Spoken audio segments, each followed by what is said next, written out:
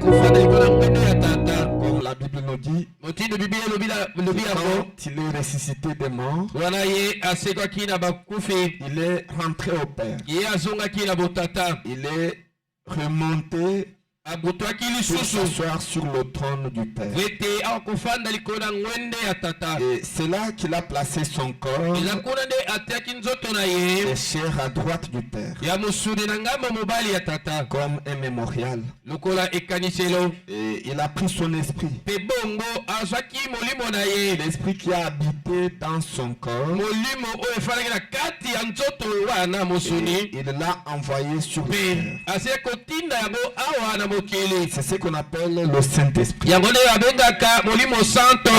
le Saint-Esprit, c'est l'esprit qui a vécu dans l'homme Jésus.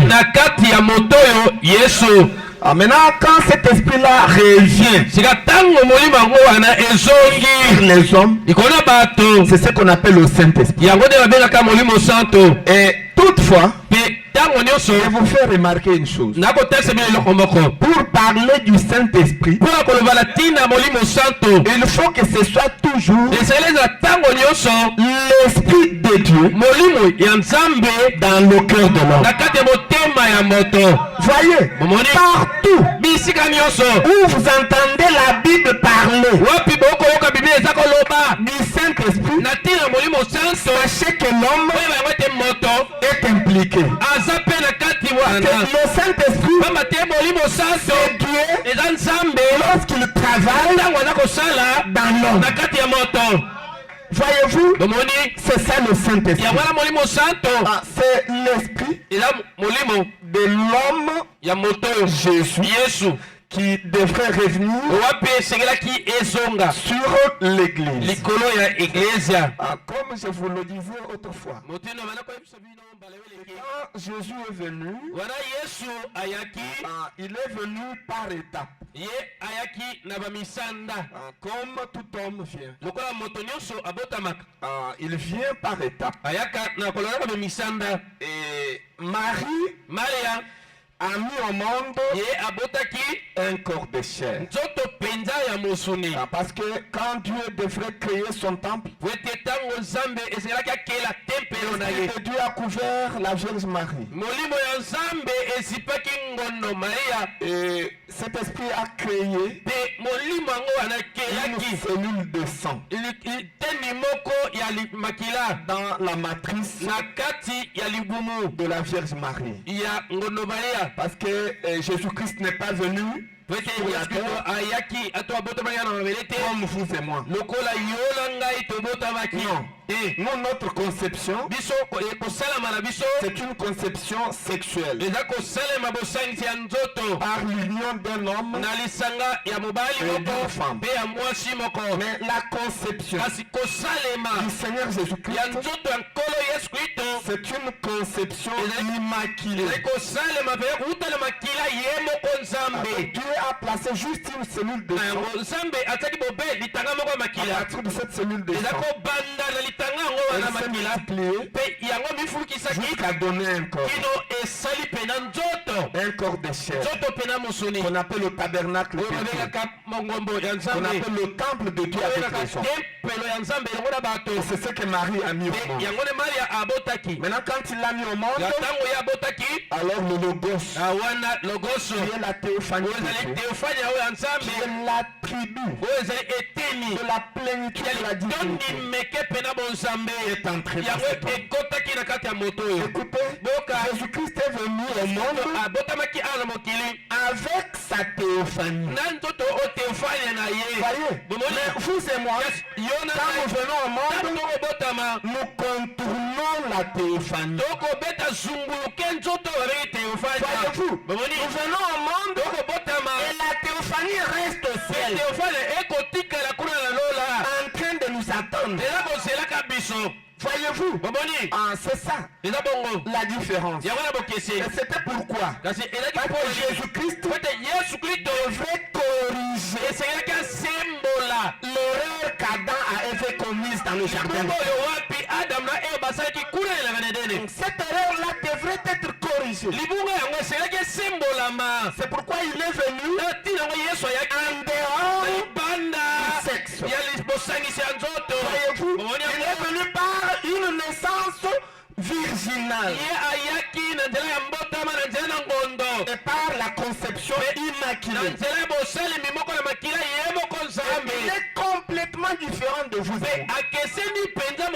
Mais néanmoins, il était un homme. Et Frère Branham dit que Jésus-Christ était 100% homme et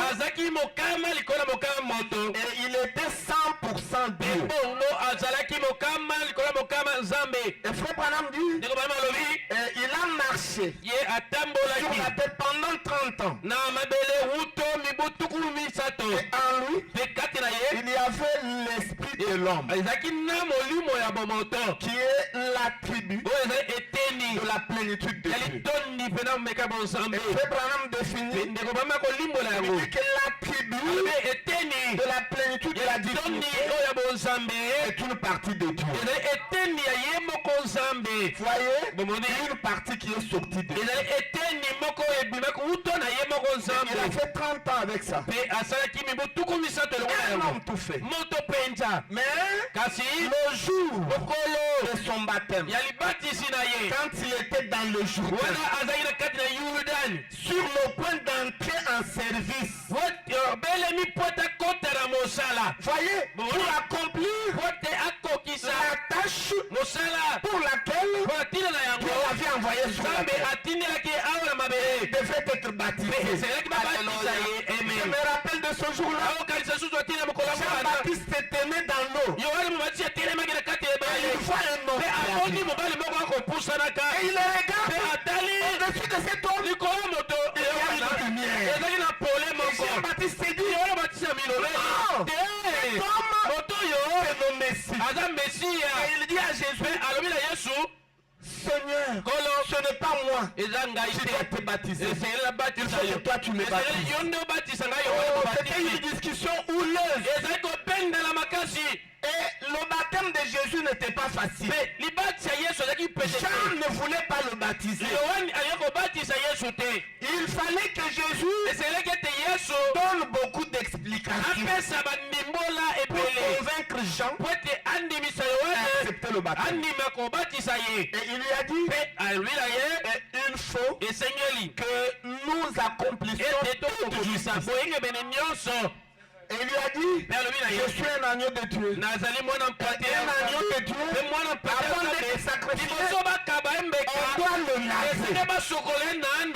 Et il a dit encore à Jean-Baptiste, je serai, ou je suis un souverain sacrificateur. Et un souverain sacrificateur, avant d'entrer, il doit passer par la purification. Et quand Jean-Baptiste a entendu ça, il dit, tu as raison. Et puis il a baptisé Jésus. Et pendant que Jésus était baptisé, c'est alors que le ciel s'ouvrit. Et l'Esprit de Dieu est descendu et est entré en Jésus. Et une fois c'est fait en disant, celui-ci est mon fils bien-aimé, en qui j'ai trouvé plaisir de demeurer. La première fois que l'entièreté de la divinité est habitée dans un corps de l'homme, c'est le jour du baptême de Jésus. Et c'était la parole entière qui était descendue et qui entrait en Jésus. Voyez-vous, c'est à partir de là qu'il est sorti et il a commencé son travail. Voyez-vous, il a commencé son travail. Et il a promis qu'au temps du soir, la même chose se fera. Et Frère Branham dit, et quand il est mort, qu'il est enseveli, il est ressuscité et il est monté. Maintenant, il a envoyé son esprit. Donc l'esprit de l'homme Jésus est revenu. C'est le Logos, la tribu de la plénitude de la divinité, est descendu dans la chambre sous la forme de la colonne de feu qui s'est fragmentée en des petits morceaux. Et chaque langue de feu est entrée dans chaque croyant qui était dans le temple. C'est ce qu'on appelle le baptême du Saint-Esprit. Voyez-vous, l'esprit humain, l'esprit de l'homme Jésus qui revient sur les adorateurs. C'est ça le Saint-Esprit. Voyez-vous, c'est une rédemption partielle. Comme le dit la Bible, que n'attristez pas le Saint-Esprit par lequel vous avez été scellés jusqu'au jour de votre rédemption. Puisque la totalité de la rédemption a lieu au temps du soir. Voyez, il a envoyé le Logos, le baptême du Saint-Esprit, une partie de Dieu pour nous garder sauvés jusqu'au jour de notre rédemption. Voyez, c'est cet esprit-là qui entre dans votre cœur, qui entre dans mon cœur, pour que nous soyons sauvés. Sans le baptême du Saint-Esprit, vous n'êtes nulle part. Sans l'esprit qui était en Jésus, qui puisse entrer en vous, vous n'êtes nulle part. Voyez, et si quelqu'un croit ça, qu'il dise amen. Et il a envoyé donc son esprit sur la terre. Et maintenant le prophète montre que sur la terre, Jésus a envoyé son esprit sur les 7 hommes qu'il a choisi de son gré et qu'on appelle les 7 messagers de cet âge de l'église. Ce sont ces 7 messagers qui vont accomplir la parole que Paul a déclarée dans 1 Timothée 2,5 en disant car il y a un seul Dieu et aussi un seul médiateur entre Dieu et les hommes, c'est Jésus-Christ homme. Et en effet, Jésus-Christ homme, c'est l'esprit qui était dans l'homme Jésus, qu'on appelle le Saint-Esprit, qui est revenu sur ces messagers, sur ces 7 messagers, à cette reprise et à tour de rôle. La présence du Saint-Esprit dans ces messagers fait de ces messagers les porte-parole de Jésus. Et cela revient à dire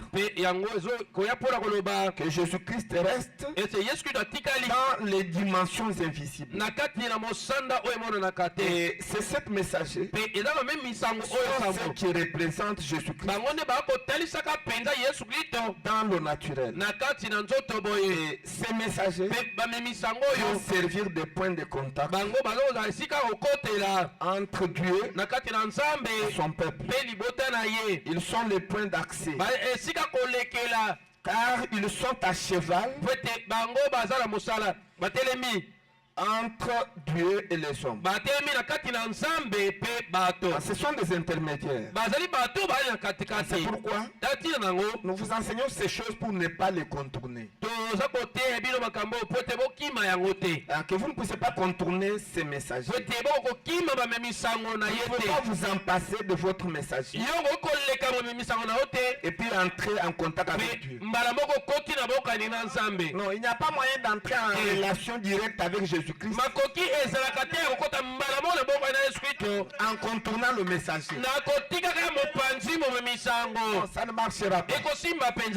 C'est ce que nous sommes en train de vous faire voir. Nous ne voulons pas que vous soyez des théologiens. Ce sont les théologiens qui pensent que avec la Bible, on peut être sauvé.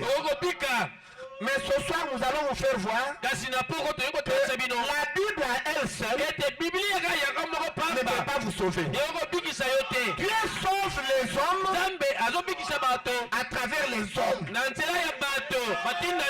Alléluia. Amen. Dieu sauve son peuple à travers ses messagers.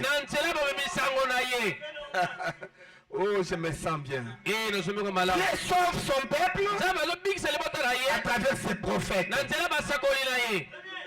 Oh, si quelqu'un croit ça, qu'il dise Amen. C'est pourquoi ils sont le point de contact entre le peuple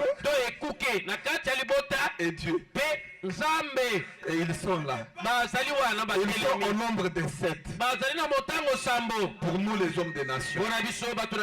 Selon qu'il y a 7 âges de l'église. Et dans chaque âge, un seul message.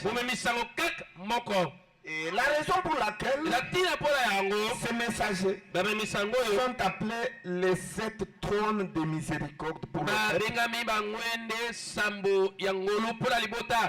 c'est parce que le Seigneur Jésus-Christ a aspergé d'abord son esprit sur le messager de l'âge. Et c'est à partir du messager de l'âge que l'Esprit de Dieu se répand au reste du peuple. Et c'est pourquoi ces messagers sont considérés comme les porte-paroles de l'Esprit. Voyez, ils sont des porteurs de l'Esprit de Dieu. De sorte que pour recevoir la miséricorde de Dieu, pour recevoir la grâce de Dieu, il faut absolument recevoir ces messagers. Car ce sont eux qui sont porteurs de la grâce. Ce sont eux qui sont porteurs de la miséricorde. Ce n'est pas pour rien que le prophète William Branham les appelle les trônes de miséricorde de Dieu pour le peuple. Est-ce que vous croyez ça? Que vous croyez ça? Ok. C'est tout simplement merveilleux. C'est tout simplement merveilleux. J'aimerais que nous puissions lire le message, les événements modernes rendus clairs par la prophétie. Et soyez un peu rapide là-bas. C'est prêché le 6 décembre 65.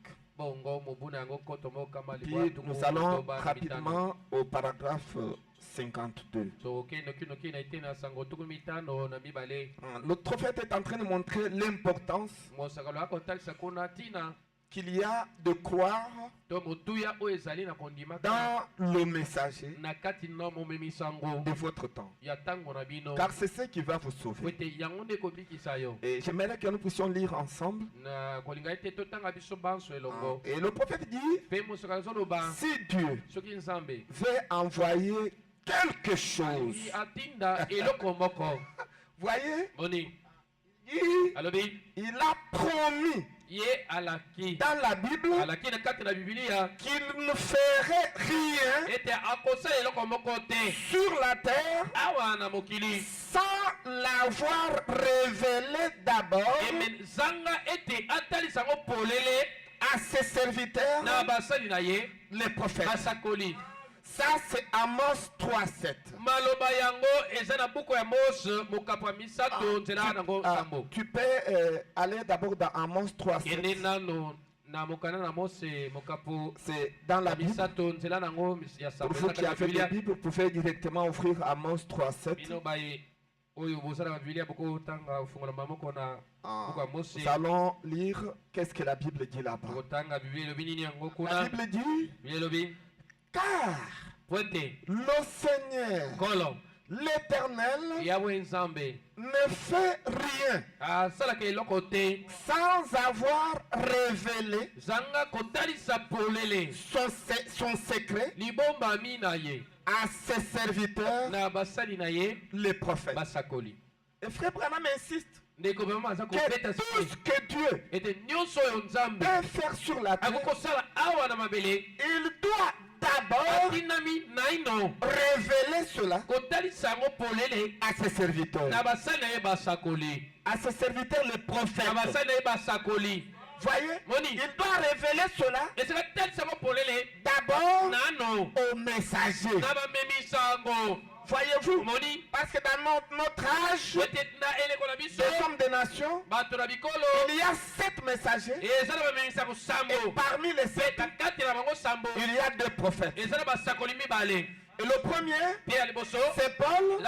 Et le dernier, c'est Branham. C'est la raison pour laquelle Frère Branham a donné le nom à son premier fils, Billy Paul. Paul, le premier messager, et Billy, le dernier messager, et qui sont des prophètes. Mais tous les autres, Irénée, Martin Colomba, Luther, Wesley, étaient des réformateurs. C'était des messagers, mais ils n'étaient pas des prophètes. Mais néanmoins, pour faire quelque chose sur la terre, Dieu les a utilisés. Pourquoi? C'est la manière de faire de Dieu. Dieu ne fait rien sur la terre à moins de recourir à ses serviteurs, les prophètes. Et si vous croyez, dites Amen. Et il continue. Et il dit, Dieu ne peut pas mentir. Il révèle cela. Et c'est ainsi qu'il a procédé tout au long des âges. Et il n'a jamais manqué de le faire. Voyez, il utilise toujours des hommes à qui il révèle son secret. Cet homme-là vient apporter ce secret au peuple. Dieu ne peut pas prendre son secret directement du ciel vers les hommes. Non, il faut qu'il y ait un intermédiaire par lequel Dieu passe. Et si vous croyez, dites Amen. C'est ce qu'il a dit dans Amos 3:7. Et Frère Branham dit que cette promesse d'Amos 3:7 est valable. C'est la manière de faire de Dieu depuis l'Éden jusqu'à nos jours. Voyez, il fait la même chose. Et il dit, c'est ainsi qu'il a procédé tout au long des âges. Il n'a jamais manqué de le faire. 53. Maintenant, écoutez. Eh bien, il nous est promis que ceci serait restauré dans les derniers jours. Voyez, et il dit, il n'y aura aucune église, aucune dénomination, qu'elle soit méthodiste, qu'elle soit baptiste, qu'elle soit presbytérienne, qu'elle soit pentecôtiste, qui, dans sa condition actuelle, puisse amener l'église à devenir l'épouse. Il n'y a aucune dénomination qui peut prendre quelqu'un et le faire entrer dans le corps de Christ qu'on appelle l'épouse. Non, il n'y a aucune église. Que ce soit les méthodistes, que ce soit les catholiques, que ce soit les baptistes, que ce soit les pentecôtistes, que ce soit leurs filles, les églises de réveil, elles n'amènent personne dans le corps de l'épouse. Non, non. Vous ne pouvez pas aller de l'église méthodiste et puis vous entrez dans le corps de l'épouse. Impossible. Vous ne pouvez pas. Et ce n'est pas moi qui le dis. C'est la bouche autorisée. Voyez, le frère Branham ici, c'est le dit. Les églises ne peuvent pas le faire. Voyez, pour entrer dans le corps de l'épouse, il n'y a que le message de Branham qui va vous faire entrer.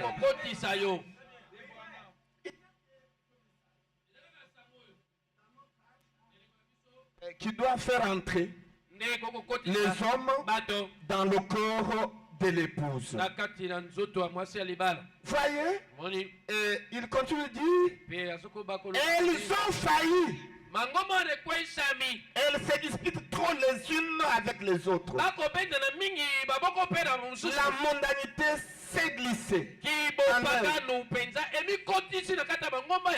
tout. Elles sont mortes sur le champ. Et ainsi Dieu sait cela. Maintenant, 54. Et pour révéler cette parole, quelqu'un dira, eh bien, j'ai ceci, Dieu soit loué. C'est comme ceci. Ah, c'est ce que les gens font. C'est-à-dire quelqu'un se réveille d'un bon matin. Et il prend la Bible. Il monte sur la montagne de Mangengengue. Et puis il fait 7 jours là-bas. Et puis il revient. Et puis il dit à sa femme et à ses enfants que j'ai reçu l'inspiration de Dieu. Dieu m'a envoyé pour commencer une église. Et puis il va chercher le tambourin. Et puis il va mettre là-bas. Et puis les gens viennent. Et puis il prend la Bible. Il n'a aucune référence. Pour lui la référence, c'est la Bible. Non, on ne va pas au ciel en se confiant à la Bible tout entière comme ça. Non, la Bible, c'est un condensé de plusieurs messages. Maintenant, lequel tu vas apporter au peuple? C'est comme ça qu'il y a beaucoup d'églises qui se sont créées. Celui-ci vient, il crée son église. L'autre vient, il crée son église. C'est pourquoi chacun a sa manière de comprendre la Bible. L'autre comprend que pour être sauvé, il faut porter une longue robe blanche. L'autre dit il faut enlever la chevelure. L'autre dit pour entrer aussi il faut être pieds nus. Tout ça ils ont ça où? Dans la Bible. Vous pensez qu'ils ont ça où? C'est ici. Dieu a dit à Moïse que la terre où tu te trouves est une terre sainte. Enlève tes chaussures. Et aussi ils prennent ça. Ils disent quand on vient dans la présence de Dieu, enlevez vos chaussures. Voyez, et ils le font. Ils tirent ça d'où? De la Bible. Vous trouvez quelqu'un comme John Marang. Il entre dans la Bible avec sa chevelure.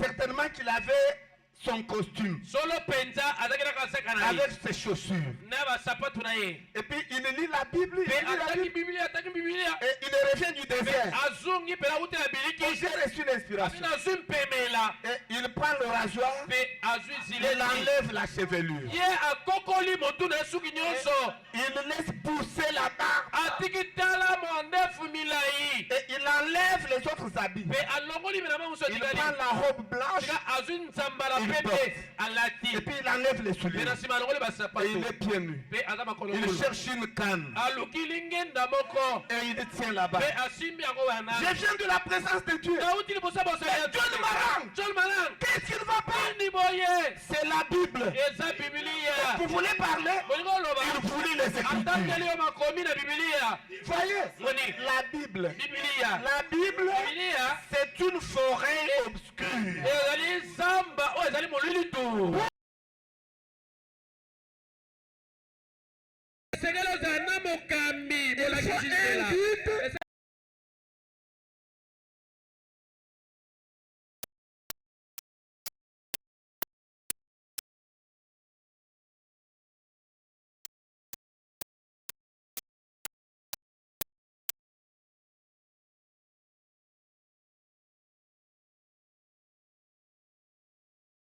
Utiliser un homme, Asalaki moto. un prophète, Osakoli. et c'est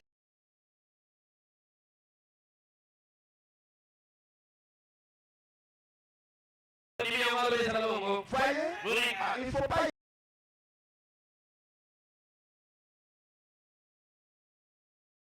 Là bato bakosala bongo. Frère Branham,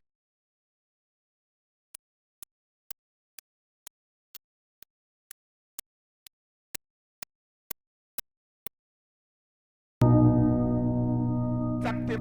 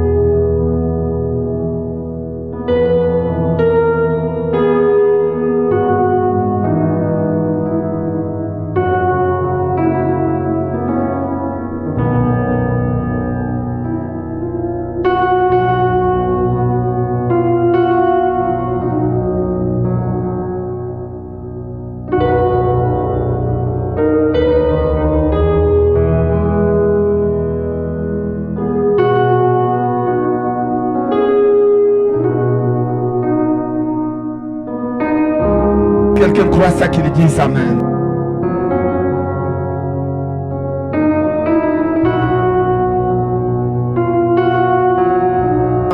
Question et réponse numéro 2. Question et réponse numéro 2. Le paragraphe 49. Et nous allons lire là. 49. Okay. Il dit ainsi, le fait d'être un théologien bien instruit n'avait rien à voir avec cela. Écoutez, il continue de dire, être doux et gentil n'avait rien à voir avec cela. Qu'est-ce qui faisait qu'il était différent? Qu'est-ce qui faisait que Jésus soit différent? Ce n'est pas pour vous scandaliser. Jésus n'était pas doux comme vous le pensez. Il n'était pas gentil. Non, gentil. Non, gentil, ce n'est pas essengo. Gentil, ça veut dire quoi? Donc, gentil, c'est quelqu'un qui est qui a une douceur dans sa manière d'être. Exactement. Donc c'est ça. Donc il n'était pas gentil comme vous pensez là. Non, il n'était même pas doux comme vous pensez là. Non, Jésus, vous venez là. Oh Seigneur, oh fils de David, il le regarde comme ça. Oh, une femme de gentil. Oh, le père a donné aux enfants. On ne va pas donner aux pauvres. Un homme gentil peut donner une réponse. Quelqu'un a son enfant malade. Il a besoin de la guérison. Toi, tu le taxes d'être 1%. Ah. C'est ça Jésus. Et puis quelqu'un qui prend le fouet, il arrive au temple, il trouve les vendeurs en train de vendre dans le temple. Il dit, oh, vous en train de vendre dans le temple. Il tire le fouet et il commence à fouetter sans tenir compte. Les pigeons se sont épargnés. Les bêtes sont parties. Et tout le monde était en débandade. Qu'est-ce qu'il y a là-bas le désordre comme ça? C'est Jésus. Jésus n'était pas doux. Que les pharisiens, s'il faut compter les fruits, la douceur, la gentillesse, les pharisiens étaient 10 fois plus doux et gentils que Jésus. C'était ça. Donc il faut enlever cette manière-là. Oh, si quelqu'un croit ça, qu'il dise Amen. Mais qu'est-ce qui faisait qu'il était différent? Il était la parole faite chair. Alléluia. Malgré ça, il était quoi? La parole faite chair. Écoutez, le prophète précise que Jésus n'était pas la parole pour le jour de Moïse. Non, c'est là où j'attire votre attention. N'embrassez pas la parole du jour passé. Ça ne vous fera rien. L'unique parole qui peut vous transformer, c'est la parole de votre jour. Et Jésus n'était pas la parole Pour le jour de Moïse. Moïse était la parole pour ce jour-là. Pas la parole pour le jour de Noé. Noé était la parole pour ce jour-là. La parole pour le jour d'Élie. La parole d'Élie était la parole pour son jour. Mais lui, Jésus, était la parole au temps présent. Voyez, Jésus était la parole au temps présent. Écoutez, mais eux, c'est-à-dire les pharisiens, les églises, et cependant, vivaient dans le passé. C'est ça. Et il disait même à Jésus, et toi tu nous embrouilles avec ton message. Nous avons pour père notre père Abraham. Donc ils vivaient dans le passé. Ils aimaient le message de Moïse, le message d'Élie, le message d'Abraham. Alors que ce qui devait les sauver, c'était le message de Jésus. Maintenant, Frère Branham va au paragraphe 50. Est-ce que vous aimez la parole de Dieu? Frère Branham dit la même chose se répète. Et aujourd'hui, la même chose se répète. Lorsque Dieu vous révèle cela et que vous voyez, l'ainsi dit le Seigneur, et que vous l'acceptez, c'est ça l'évidence du Saint-Esprit.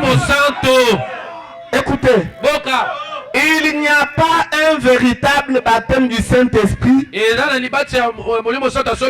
quelqu'un qui a rejeté Branham. Il n'y a pas le véritable baptême du Saint-Esprit. Non. Il prendra sa doux. Et le Saint-Esprit provient du messager de l'âge. Maintenant, vous avez rejeté le message de l'âge. Vous saurez le Saint-Esprit. Pourquoi Frère Branham dit que l'évidence même que vous avez le Saint-Esprit, c'est lorsque Dieu vous révèle la personne qui l'a envoyé. Non pas ce que vous êtes. Non pas ce que vous êtes. Et puis il y en a même qui se font un Saint-Esprit artificiel. Et puis il est là. Le prédicateur montre et il dit que Dieu vous bénisse. Et puis il entre directement. Le prédicateur doit rester là et perdre 30 minutes afin d'attendre le message prophétique. Et puis les gens maintenant regardent. Celui-ci a le Saint-Esprit.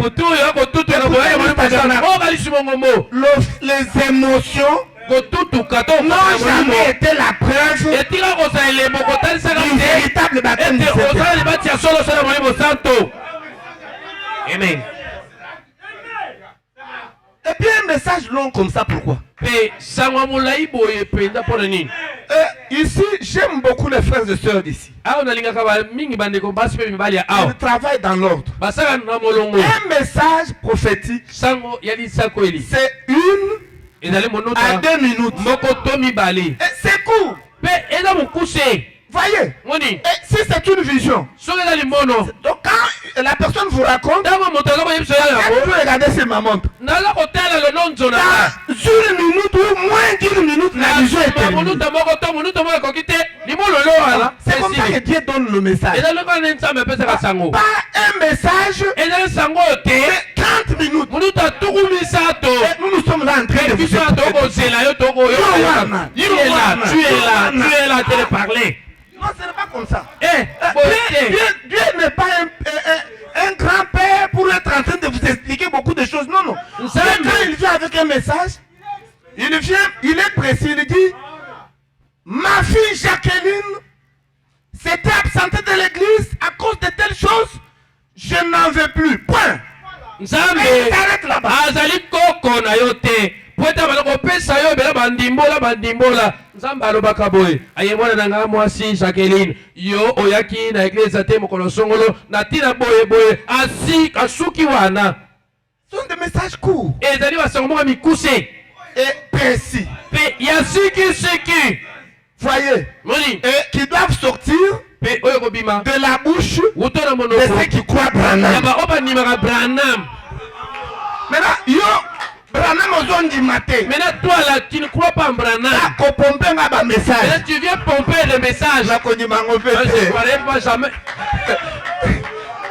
Tu rejettes Branham, mais tu me donnes tes messages de prophétie. Je ne croirais jamais. Si tu veux que je croie, moi d'abord Branham. Là on va s'entendre. C'est comme ça. Voyez. Et le prophète continue de dire, ce n'est pas ce que vous êtes, non? Ou ce que vous étiez.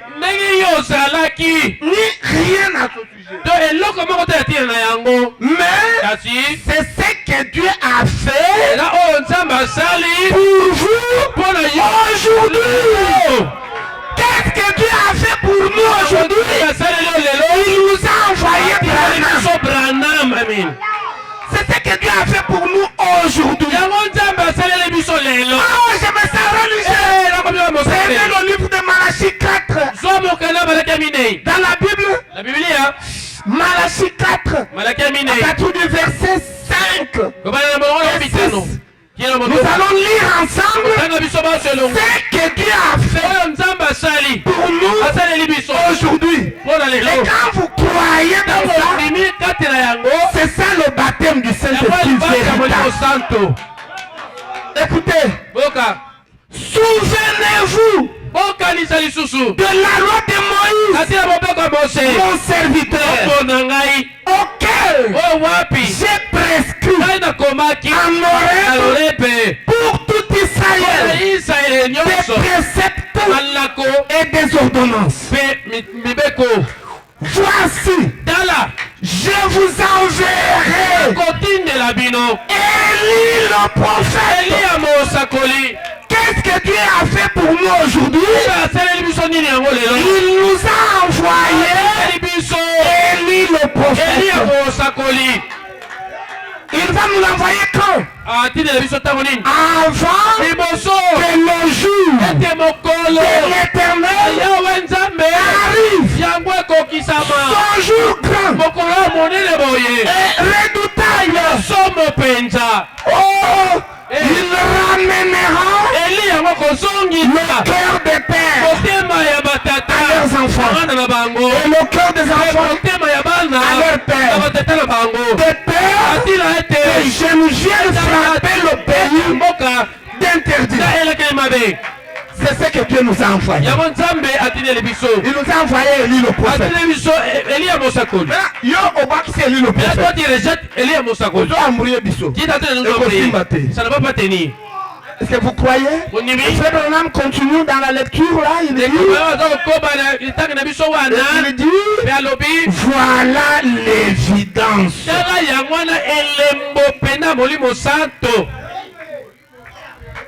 C'est ça l'évidence. Vous ne pouvez pas avoir le Saint-Esprit.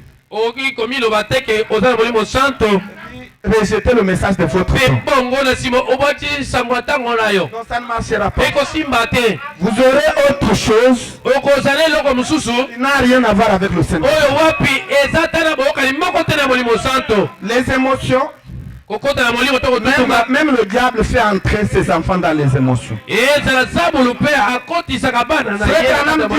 Dans l'exposé de cet âge de l'église, vous allez à la page 155. Et puis le premier paragraphe. Pour ceux qui prennent note, c'est l'âge de l'église de Smyrne. Et nous allons lire là-bas. Donc la page 155. Exposé page 155. Soyez rapide, c'est l'âge de l'église de Smyrne.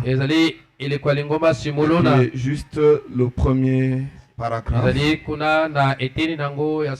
J'aimerais que nous puissions lire tous ensemble. Vous ne puissiez pas penser que ça vient de moi. Parce que ce sont des choses qui ne sont pas aussi faciles à croire. Ce sont des choses qui ne sont pas faciles à croire. Nous aimerions lire ensemble. Pour que vous ne puissiez pas, comme les Quinois disent,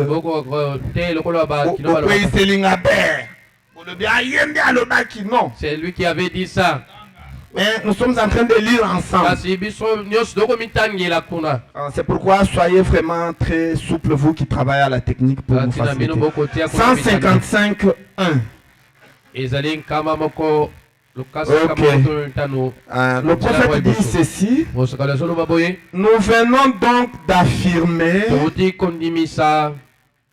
longuement que le véritable signe du baptême du Saint-Esprit, c'est quoi? Le véritable signe du baptême du Saint-Esprit, c'est quoi selon Frère Branham? C'est le parler en langue? C'est la prophétie? Non. Le véritable signe du baptême du Saint-Esprit, c'est quoi? C'est que le croyant reçoit la parole pour l'âge dans lequel il vit.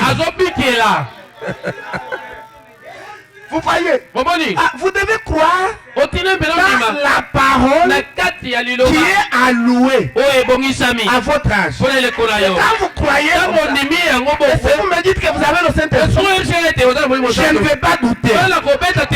Je vais croire facilement parce que vous croyez dans le message de votre âge.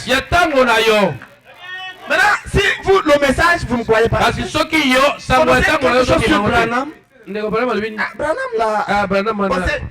Apparemment, c'était un évangéliste américain.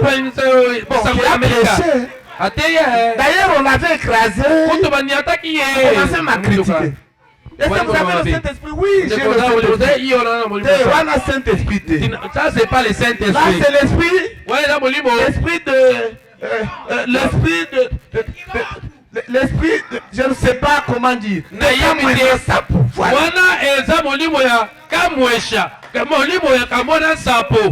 l'esprit de Kamwena Sapo. C'est pas le Saint-Esprit. Le Saint-Esprit ne peut pas régner le message de l'heure. Le messager. Non.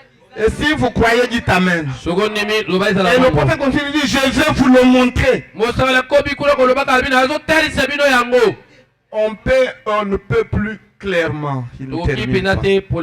Voyez, et il dit encore dans la prédication intitulée les signes de sa venue. Au pluriel, les signes de sa venue. C'est prêché le 7 avril et 62. Le paragraphe 70. Le paragraphe 70. Et puis nous allons lire ensemble. Le prophète dit: oui.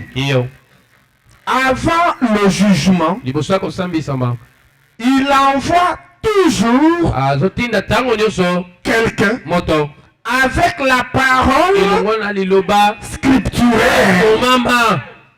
Vous voyez? Oui. Donc avant le jugement, Dieu envoie quelqu'un avec la parole scripturelle montrant des signes scripturels avant qu'il n'envoie ceux. Voyez, maintenant le prophète est en train de signifier qui est l'incroyant. L'incroyant c'est qui? Branham dit que l'incroyant marche cela à des millions de kilomètres. Un incroyant, ce n'est pas quelqu'un qui rejette la Bible. Non. Vous avez déjà vu les incroyants rejeter la Bible, non? Ce sont des grands lecteurs de la Bible. Et ils connaissent la Bible. De Genèse à Apocalypse. Ils même vous embrouiller avec la Bible. Voyez-vous? Mais ce n'est pas ça un incroyant. Voyez-vous? Quand on dit un incroyant, ça veut dire que Dieu envoie un homme avec la parole des promesses avant le jugement. Mais quelqu'un ne reçoit pas cet homme-là. Et il ne voit pas cet homme-là. Donc il paraît personne, c'est un incroyant. Même s'il a la Bible. Et le prophète pose la question pourquoi? Parce que cette personne-là, il a peur de cela. Et il perd le courage. Aujourd'hui, c'est ça le problème. Il y a même dans le message des gens qui commencent à avoir peur de Branham. Si on l'appelle, toi, ta manière de parler, c'est comme si tu es branhamiste. Non, moi je ne suis pas branhamiste. Moi je suis chrétien. Il commence à craindre même le nom de Branham. Écoutez, il a peur de quoi? Écoutez, le prophète a fait une déclaration que ceux qui recevront le messager du temps de la fin en qualité de prophète et dans son propre nom, ils tireront les effets bénéfiques de son ministère. Mais Yozo qui m'a combo. Maintenant toi tu fuis le nom de Branham. Osamo tu as Branham. Qui est quelqu'un de Branham? Moi je ne suis pas un homme de Branham. Moi je suis un homme de Jésus. Jésus. Yo, Yebi Jésus. Toi qui connais vraiment Jésus. Tu connais la face de la figure de Jésus. Est-ce que Oyebi poids naïe? Oh, tu connais son poids. Est-ce que tu connais il a pesé combien? Yo, Yebi, allez le Oyebi te. Tu ne connais pas ça. Une seule personne qui connaît le visage de Jésus. Qui connaît son poids. Qui connaît même les épaules comment c'est. Et qu'il aimait manger. Qui connaît la couleur de sa robe. C'est Branham. Yo yebeli angwa. Toi tu connais ça où? Et puis on se voit que c'est Branham. Et tu es en train de rejeter Branham. Ok, nous connaissons Jésus. Qui a Jésus où? Jésus-Christ doit avoir la couleur de la robe de couleur bleue. Et c'est là ça donne sa langue bleue. Mais toi tu vas embrasser Jésus avec la couleur de la robe de couleur rouge. Tu iras en enfer. Puisque Jésus n'avait qu'une seule robe. Est-ce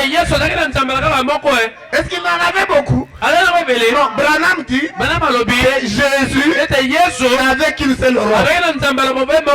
Et puis cette robe-là avait quelle couleur? La la couleur bleue. Maintenant, yo suis Branham. Maintenant, toi, tu prends Branham. Tu les rejettes. On a sur le Jésus. Tu vas embrasser un Italien.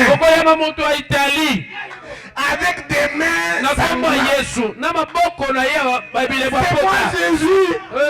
C'est moi Jésus. Et tu vas l'embrasser. Écoutez, vous et moi, nous ne connaissons pas le visage de Jésus. C'est lui qui connaît le visage de Jésus. C'est Eliezer. C'est Branham. Et c'est lui qui doit nous pointer. Voici Jésus. Et ça, yo mon côté. C'est pas toi seul. Oh, je me sens très bien. Et les gens perdent le courage. Pourquoi? Parce qu'ils ne croient pas cela. Si vous voyez quelqu'un inviter le nom de Branham, donc pour commencer, il n'a jamais cru dans le messager. Et frère Branham crie Amen. Mais malgré tout, cela donne toujours sa moisson. Même si vous refusez, vous refusez qu'on vous appelle Branham. Et nous sommes là. Ah, tu es branhamiste? Oui. Je peux prendre même la photo de l'ange, je place ici.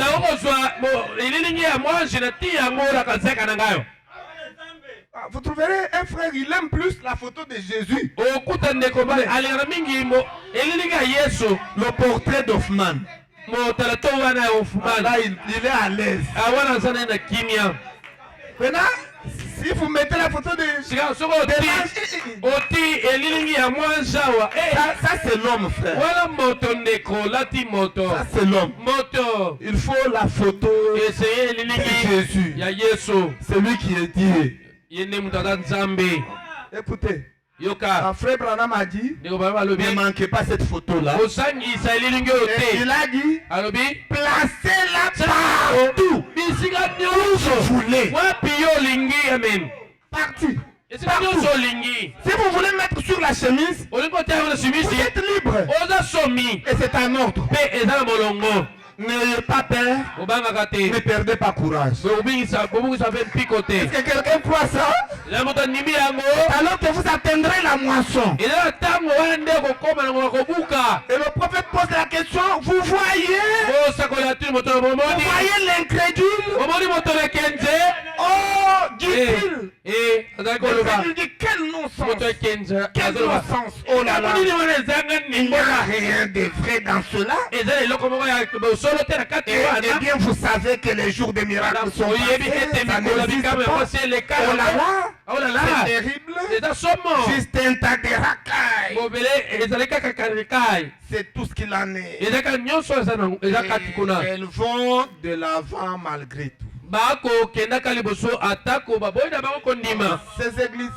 Ces églises là vont de l'avant. Malgré leur ignorance.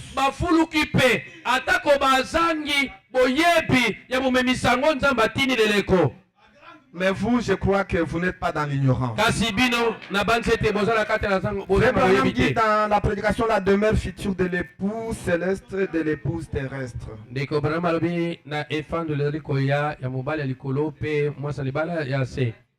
Et c'est ça, c'est prêché le 2 août 64.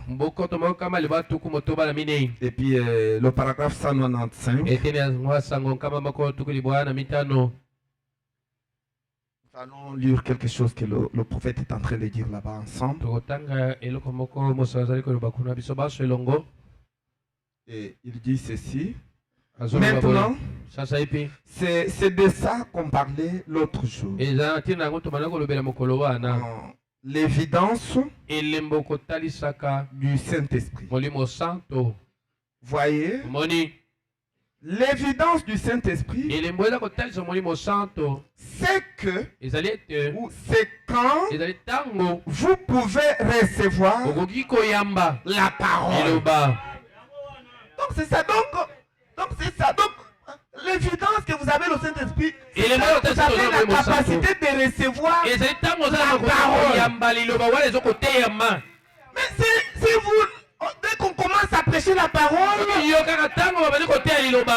ça vous indispose. Là, c'est compliqué.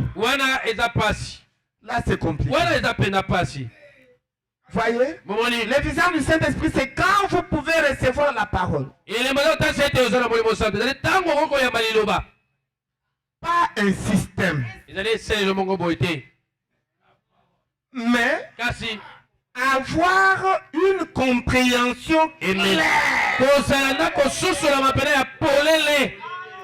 La compréhension claire de ce qu'on appelle la parole. Quand vous avez la compréhension claire de ce qu'on appelle la parole, c'est déjà un pas qui nous montre que l'Esprit Saint est en vous. Maintenant, le prophète pose la question, comment savoir que la parole est claire? Comment savoir que la parole est claire? Ah, Yoka Mutuna. Écoutez la question. Et qu'on la comprend. Voyez, comment savoir que la parole est claire et que vous l'avez compris?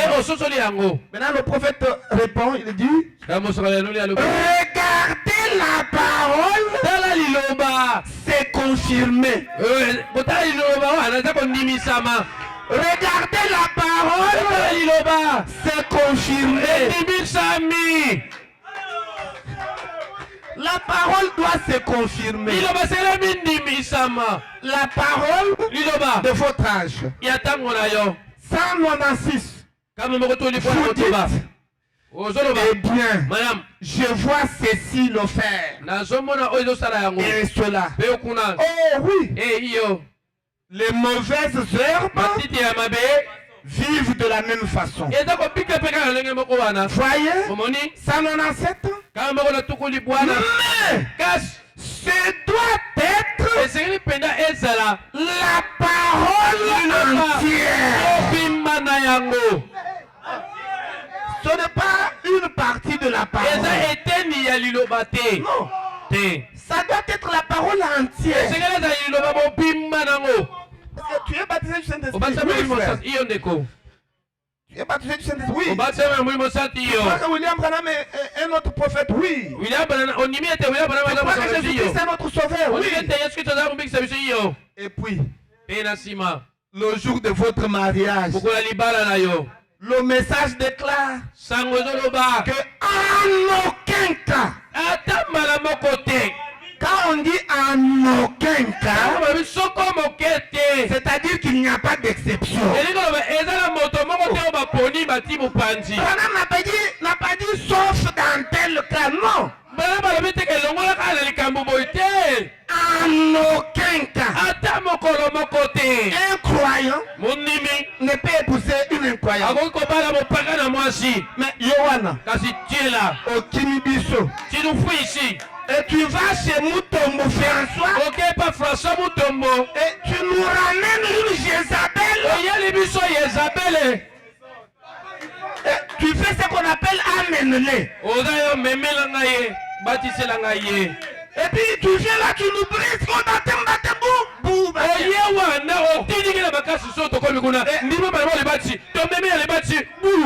Nous baptisons quelqu'un qui n'a pas encore vu la divinité. Nous péchons contre la loi de Dieu. Branham dit, répentez-vous et voyez la divinité. Et après, vous irez aux eaux de baptême. Mais yo, toi tu le fais vite, vite. Parce que tu as fait amener.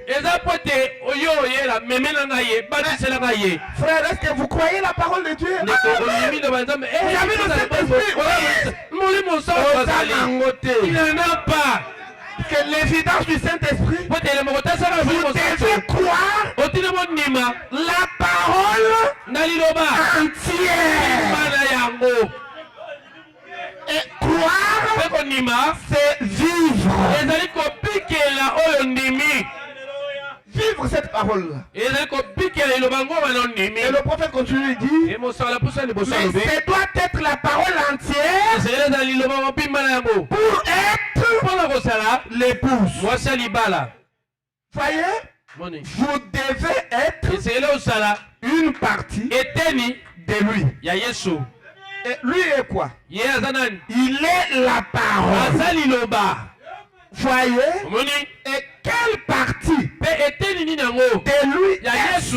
Mais quelle est la partie de Jésus que vous et moi nous devons être? Puisque Jésus-Christ, son corps a plusieurs parties. A commencer par la Pentecôte là-bas, jusque dans l'enlèvement. Maintenant vous faites partie de quelle? Voyez? Et quelle partie de lui est-ce? Écoutez la réponse de Frère Branham. La parole promise pour aujourd'hui. C'est ça notre partie. Ce n'est pas la parole de Moïse ou de Wesley. Et quand il appelle son épouse en être une partie, saisissez-vous cela? Maintenant, ne perdez pas ça. Remarquez.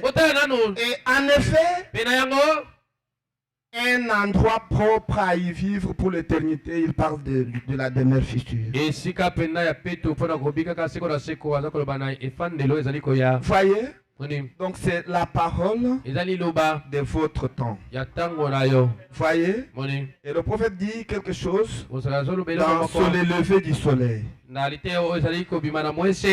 C'est le lever du soleil. C'est prêché le 18 avril 65. C'était le matin. Le paragraphe 152. Le paragraphe 152. Et le prophète dit quelque chose là. Il dit, eh bien, vous dites, eh bien maintenant, laissez-moi vous dire quelque chose. Mon pasteur. C'est ce que la plupart des gens disent. La parole dit, non. Mon pasteur. Et Branham dit, peu m'importe ce que dit votre pasteur, c'est ce que dit la parole qui compte. Écoutez, suivez ce que dit le message.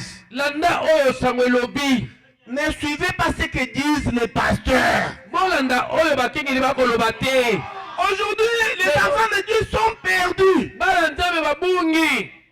Ils refusent le message pour suivre leur pasteur dans l'erreur. Écoutez, si votre pasteur n'a pas la parole, quittez-le. C'est un aveugle qui vous conduira dans la fosse. Voyez, peu m'importe ce que dit votre pasteur, c'est ce que dit la parole qui compte. Si vous voulez être un poulet, suivez-le. Suivez-le. Si le pasteur enseigne autre chose que la parole, alors il ne nourrit pas les aigles. Tout pasteur qui prêche autre chose que le message de Branham, il ne nourrit pas les aigles. Mais il nourrit quoi? Non, non. Il nourrit les poulets. Voyez-vous? Pas les aigles. Voyez? Pourquoi ces gens-là sont des poulets? Et il y a beaucoup d'églises composées de poulets. Beaucoup. Et vous les enviez. Regardez, ah non, notre église est petite. L'église est grande. Est-ce que ce sont des aigles? Branham dit que ce sont les poulets. Voyez, pourquoi il les appelle ainsi? L'aigle se nourrit de la nourriture d'aigle. Et la nourriture d'aigle, c'est le message de l'air. Voyez, et cette nourriture vivifie. C'est cette nourriture-là qui vivifie. Et faites attention à n'importe quelle nourriture que vous prenez. Aimez une église où la parole est prêchée. Voyez, dans sa totalité, dans son entièreté.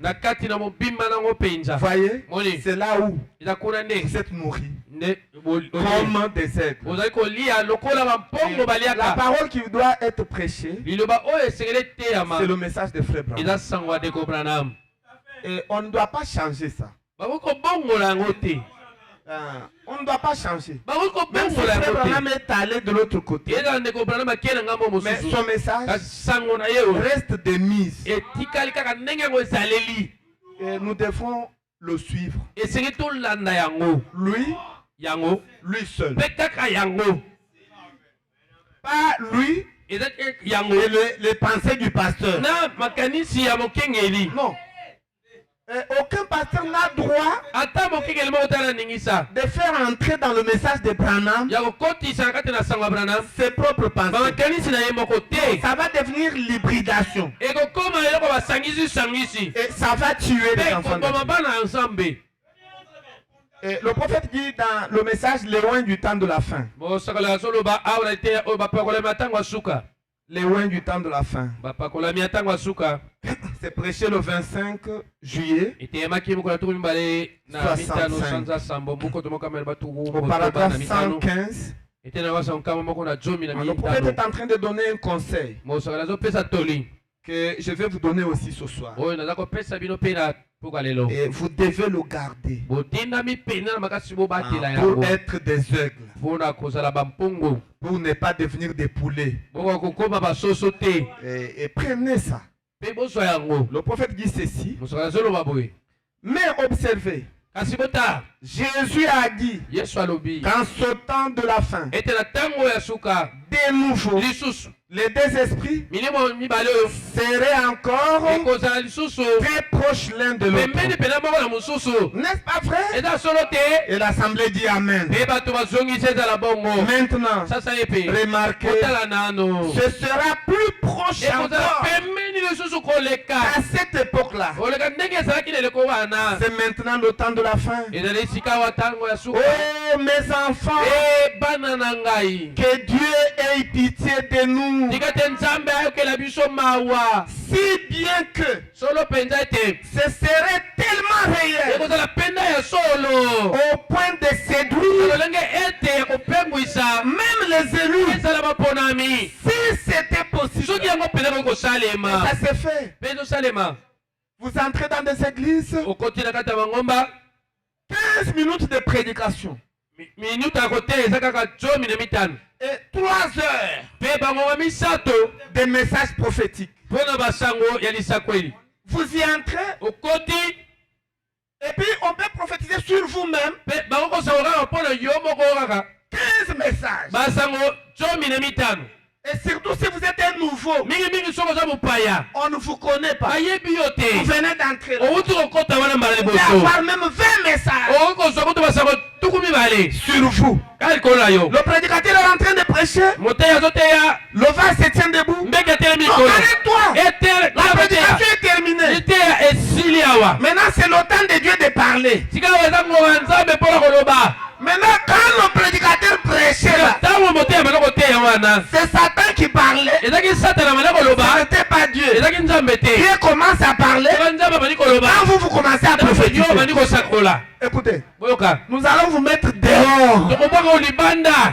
Écoutez, Frère Branham déclare que la prédication de la parole est à 1 million de kilomètres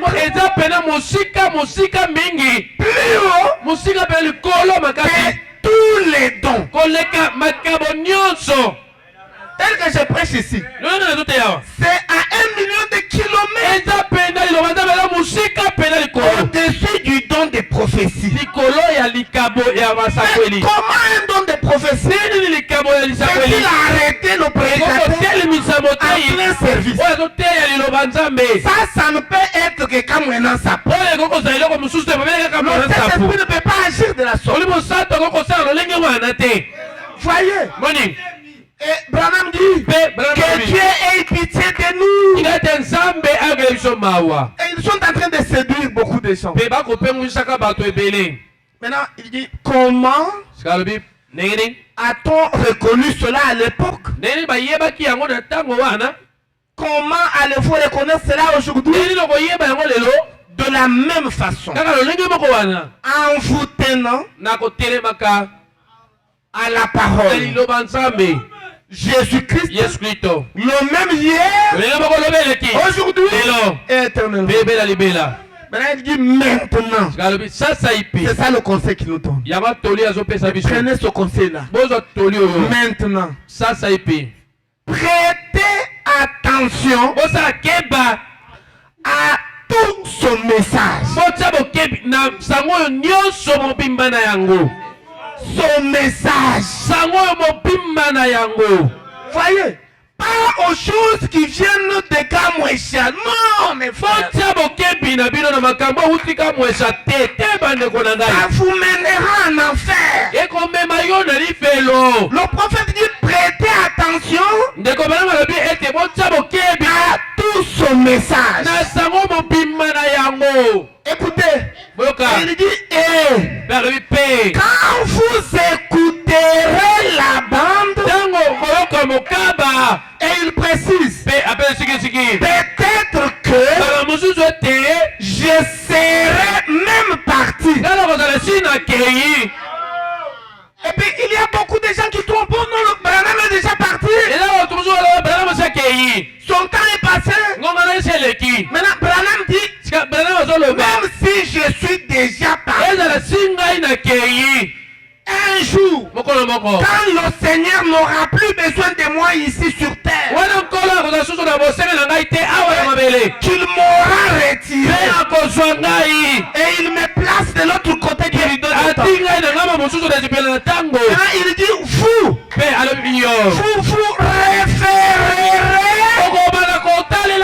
à ceci, toujours à son message.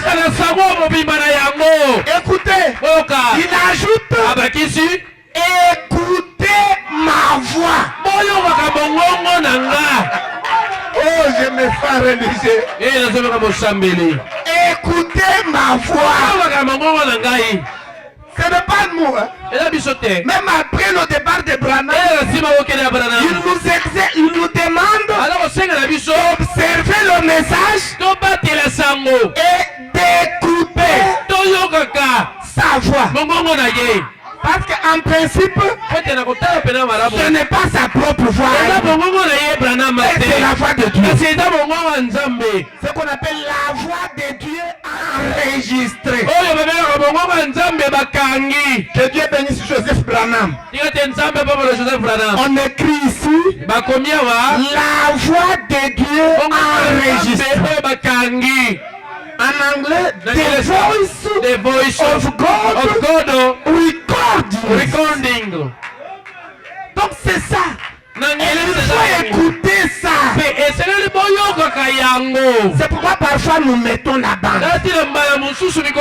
nous sommes dans la volonté parfaite de Dieu. Même si nous n'entendons pas l'anglais très bien,